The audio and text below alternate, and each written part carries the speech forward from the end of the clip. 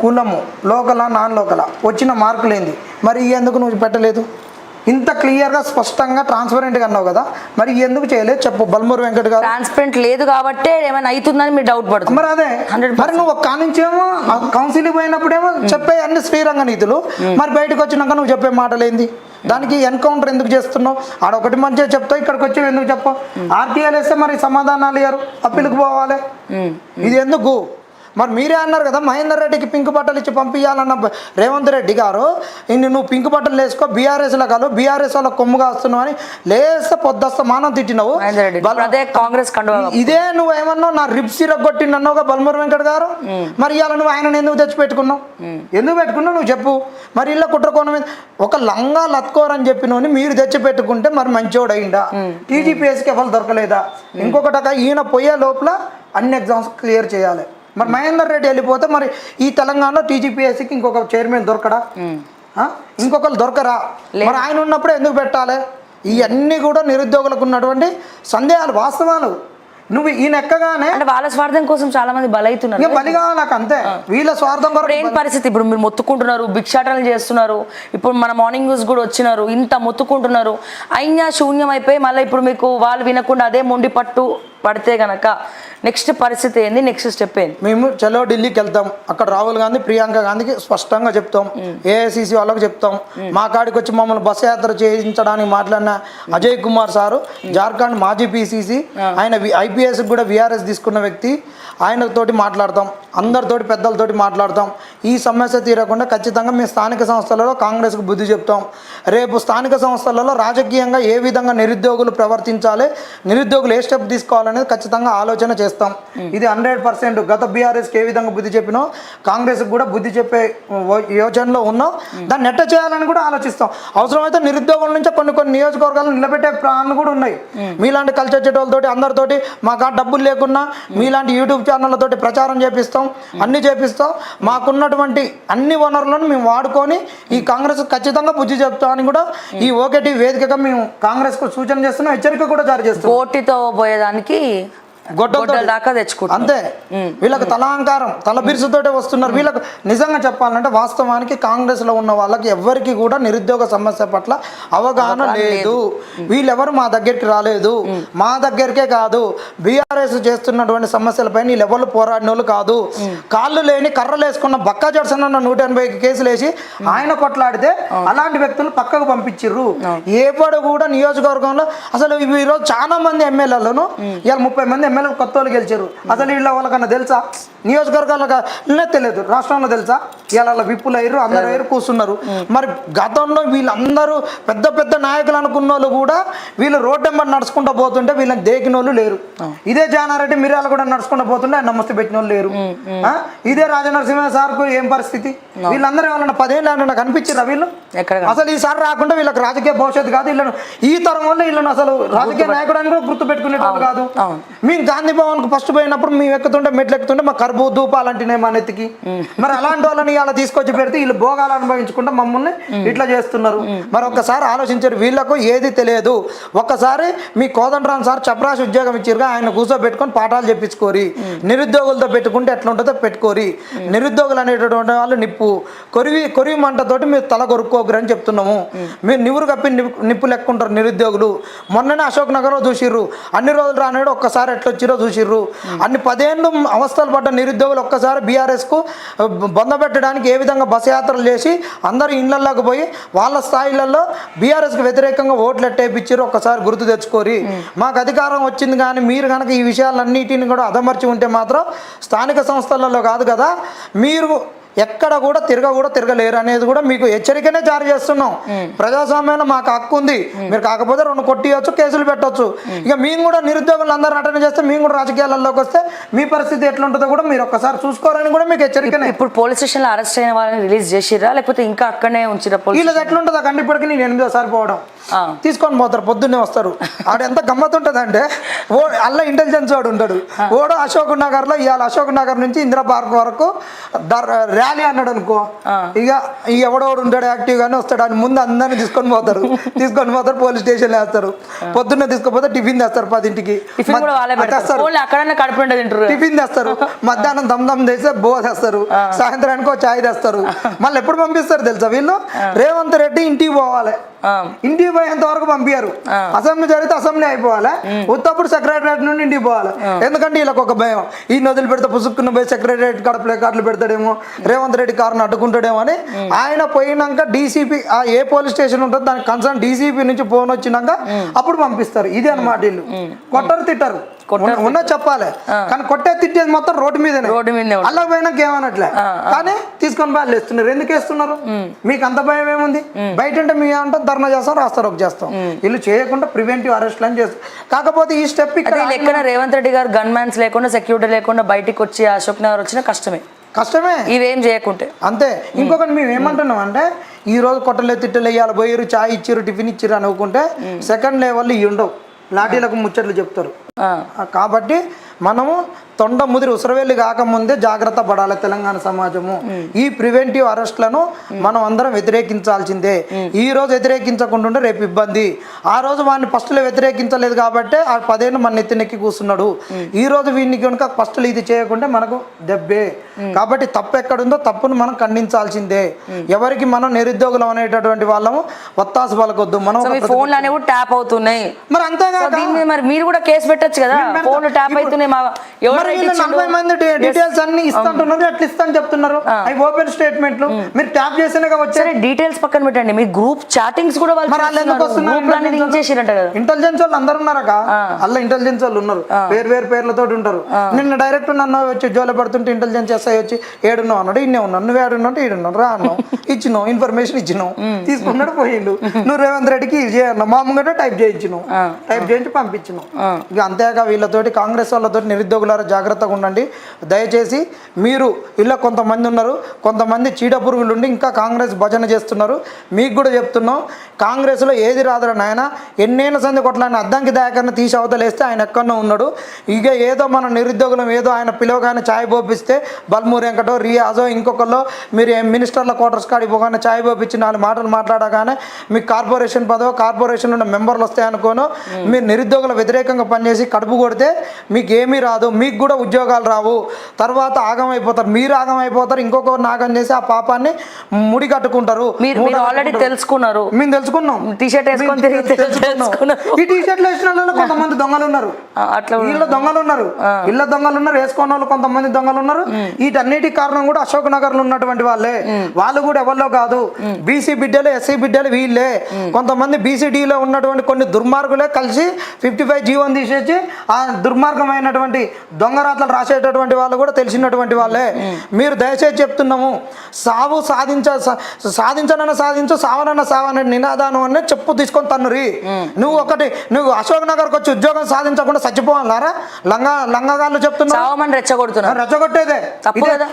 మేమే ఇదే debate, tea బ్రేకులు పెట్టుకొని బతుకుతారు. ఏముంది, మేమే ఇదే డిబేట్లలో నేను స్వాతి చెల్లె ఉండే మానవతరాయన్నతోటి అన్న డిఎస్సీలో మీరు ఇలాంటివి మాట్లాడితే, మీరు ఇలాంటి వ్యాఖ్యలు చేస్తే రెచ్చగొడితే పాపం చాలా మంది ప్యానిక్ అయిపోయారు, సస్తున్నామని పెట్టిరని రెవెన్యూ చెప్పారు. ఆ అక్క చెప్పింది, యాంకర్ కూడా. అన్ని వీడియోలు వినిపిస్తుంటే మీరు ఎట్ట రెచ్చగొడతారు, మీరు రెచ్చగొట్టినట్టు సావులకు మీరు కారణమైందని మా మీద అటాక్ చేశారు. మరి అదే ఇన్స్టిట్యూట్లకు అదే వాటికి మీకు ఒత్తాస పలుకుతూ ఆయనకు ఏమీ తెలియదు, ఒక్కొక్కరిని ఫోన్లో తీసుకొని ఇగో ఈయన ఇదన్నాడు, జాబ్ క్యాలెండర్ అదే అన్నారు, వీళ్ళ అన్ని ఊహాగానాలని జోడించి చెప్పేటటువంటి వాళ్ళ మీద ఎందుకు చర్యలు తీసుకోరని అంటున్నాం. కాంగ్రెస్ వానికి ఒత్తాస పలుకుతూ ఒక తీరుగా, నిరుద్యోగులు నిక్కచ్చిగా మిమ్మల్ని నిలదీస్తే ఒక తీరుగా, దీన్ని చేస్తే బాగుండదు. అంటే ఇప్పుడు రేవంత్ రెడ్డి గారు ఒక మాట అన్నారు మొన్న, ఏది ఇన్స్టిట్యూట్లకి మేలు జరుగుతుంది, ఇన్స్టిట్యూట్లకి ఫండింగ్లు వాళ్ళకి లక్షల కోట్లు సంపాదించుకుంటారు ఎగ్జామ్స్ పోస్ట్ పోన్ చేయడం వల్ల. మేబీ ఆ కోట్లు అక్కడికి చేరుండొచ్చు, మరి అదే మేము కూడా అది చేరుండొచ్చు. వాళ్ళ జోలికి పోతలేదు. మరి రియాజ్ అనే ఇన్స్టిట్యూట్ ఉంది, సంవత్సరం నుంచి ఎగ్జామ్స్ పోస్ట్ పోన్ అయింది. మరి ఆయనకి ఎన్ని కోట్లు వచ్చినాయి?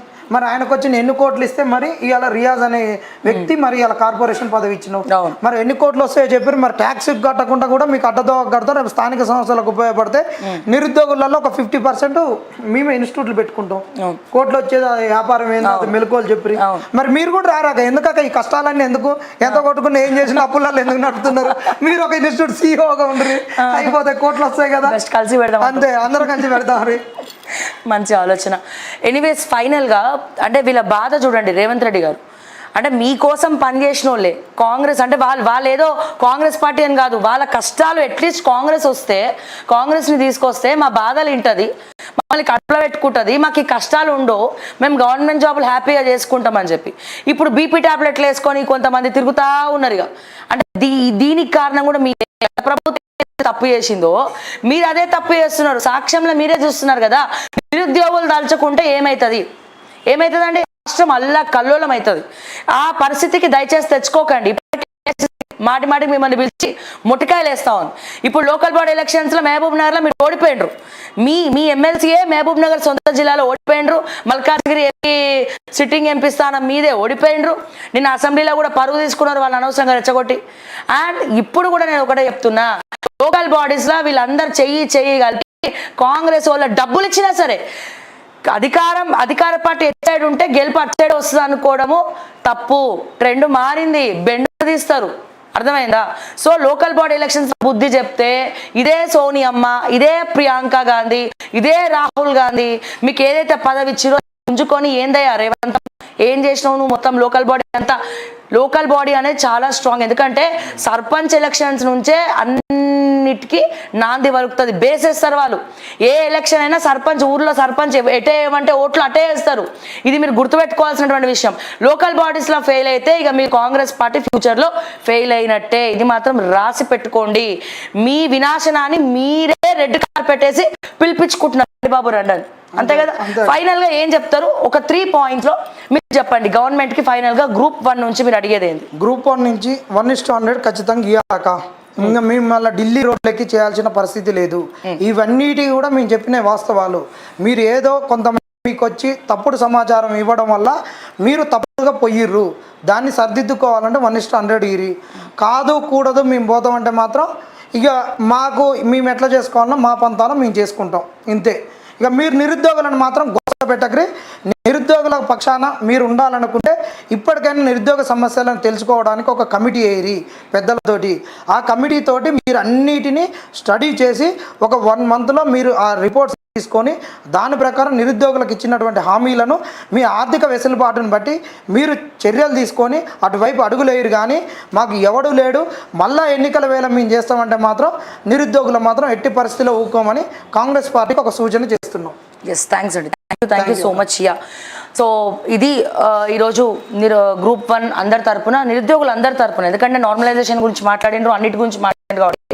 సో తప్పకుండా ప్రభుత్వం మరి ఇకనైనా మేలుకోకపోతే లోకల్ బాడీస్లో మీకు ముప్పు తప్పదు అన్న విషయాన్ని మరొకసారి గుర్తుపెట్టుకోండి. Thank you so much. డెఫినెట్గా ఏ రకమైనటువంటి సపోర్ట్ చేయాలన్నా కూడా మేము డెఫినెట్గా చేస్తాము. మీ ఫ్యూచర్ మీరు ఎక్కడన్నా కొద్దిగా ఫైనాన్షియల్ సపోర్ట్ కావాలన్నా కూడా ఓకే టీవీ తరపున మేము చేస్తాం. సో మీరు డెఫినెట్గా మమ్మల్ని అడగచ్చు. హ్యాపీ.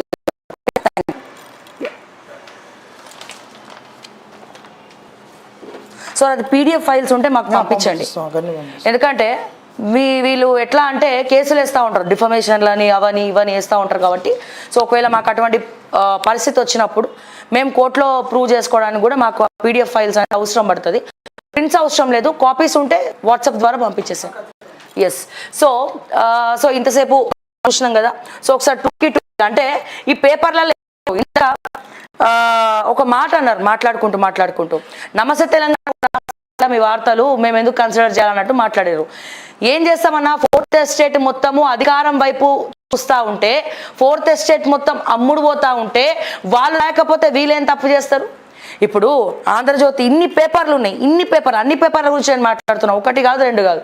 నిరుద్యోగుల సమస్యల గురించి దాదాపు ఒక నెలన్నర పై నుంచి వీళ్ళు ఇబ్బంది పడతా ఉంటారు. టెట్ నార్మలైజేషన్ కావచ్చు, డిఎస్సి కావచ్చు, Group 2 Group 3 కావచ్చు, Group 1 కావచ్చు.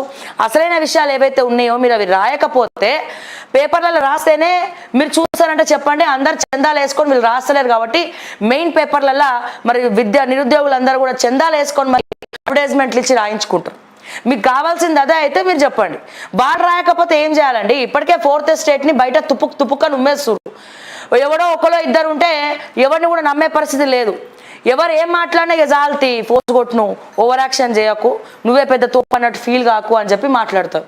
సీనియర్ జర్నలిస్టులు సైలెన్స్, చాలామంది సైలెంట్. మరి ఎవరు మాట్లాడాలి దీని గురించి? ఎవరు రిపోర్టింగ్ చేయాలి? ఎవరు పేపర్లలో చూపించాలి? సో దయచేసి నేనేమంటున్నా, మీడియా వాళ్ళం కూడా ఎస్ తప్పకుండా తీసుకునే దగ్గర కాదంటలేదు, ఎందుకంటే డబ్బులు రావు, నడిపించడం చాలా కష్టం, ఛానళ్ళు, జీతాలు ఇవన్నీ కూడా.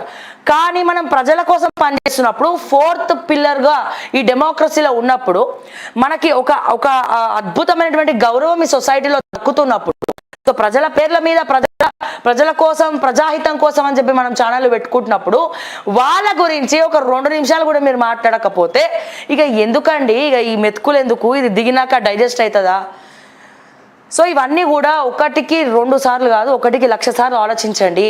సో బ్యాలెన్స్ చేయండి, కష్టాలు చూపించండి, నష్టాలు చూపించండి, సుఖాలను కూడా చూపించండి, ఇష్యూస్ని కూడా హైలైట్ చేయండి అని చెప్పి నేను ప్రతి ఒక్క పేపర్కి, శాటిలైట్ ఛానల్స్కి కూడా నేను రిక్వెస్ట్ చేస్తూ ఉన్నాను. దయచేసి నేను రిక్వెస్ట్ చేస్తూ ఉన్నాను ఈ ఒక్క విషయంలో.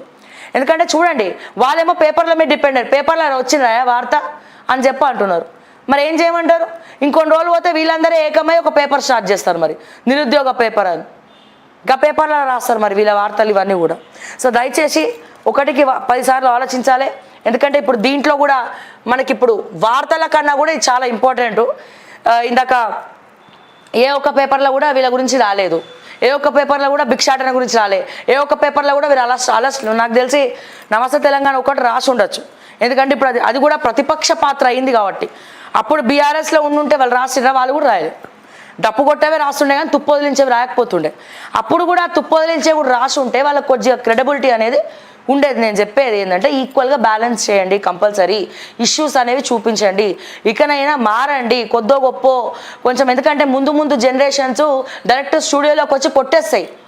ఇప్పటికే అందరు ఆవేశం స్టార్స్ అయిపోయారు, పబ్లిక్ ఎవరు కూడా మాట వింటలేరు, కొంచెం ప్రాబ్లం కాగానే అందరు వచ్చేస్తున్నారు. సో దయచేసి ముందు జనరేషన్స్కు రెడ్ కార్పెట్లు వేసి కొట్టండి రా బాబు, స్టూడియోలోకి వచ్చి అద్దంలో వలగొట్టండి అని చెప్పి పిలుపునియకండి. మీరు 4th ఎస్టేట్ ఎక్కడుందని క్వశ్చన్ చేయకండి. వేరే దేశాలనైతే అదే పరిస్థితి, ఇక్కడ మన భారతదేశం కాబట్టి ఆగుతున్నారు. సో ఇది మాత్రం దయచేసి గుర్తుపెట్టుకోండి అని చెప్పి నేను చెప్తా ఉన్నాను. ఒకసారి టూకీగా మనము మెయిన్ పేపర్స్ అన్ని కూడా ఒకసారి చూద్దాం, పైన హెడ్లైన్స్. సో మీటర్లపై మోసం, వ్యవసాయ ట్రాన్స్ఫార్మర్లకు మీటర్లు పెడతామన్నారు. త్రైపాక్షిక ఒప్పందంలో కేంద్రం, రాష్ట్రం, డిస్కంలు. మోదీ సమక్షంలో 2017 జనవరి 4వ సంతకాలు. ఒప్పందం విషయాన్ని దాచి గొప్పలు చెప్తున్నారు. దీంతో వినియోగదారులకు స్మార్ట్ మీటర్లు పెట్టే పరిస్థితి లేకపోతే డిస్కంలపై కేంద్రం చర్యలు తీసుకుంటుంది. ఉదయ్ ఒప్పందాన్ని అమలు చేయక తప్పని పరిస్థితి. బీఆర్ఎస్ నాయకులు క్షమాపణ చెప్పాలి. గొర్రెలు, కేసీఆర్ కిట్టు, బతుకమ్మ చీరలపైన విచారణకు సిద్ధమా? అసెంబ్లీలో సీఎం రేవంత్ రెడ్డి సవాల్. ఇక రేవంత్